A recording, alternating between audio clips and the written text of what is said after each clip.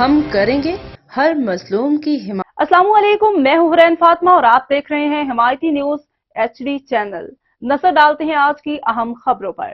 جڑامالہ بجلی کا بل ادا کرنے کے لیے نوجوان نے گردے اور دل فروخت کرنے کا اعلان کر دیا اور کہا معذوری کی زندگی گزار رہا ہوں، بل کہاں سے دوں۔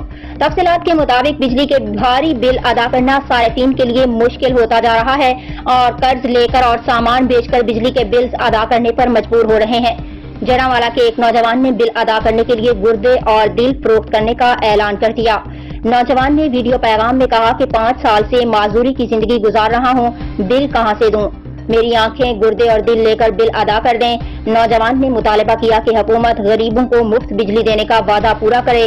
خیال رہے ملک بھر میں شدید گرمی میں بجلی کی غیر اعلانیہ بندش نے شہریوں کی زندگی اجیرن کر دی ہے۔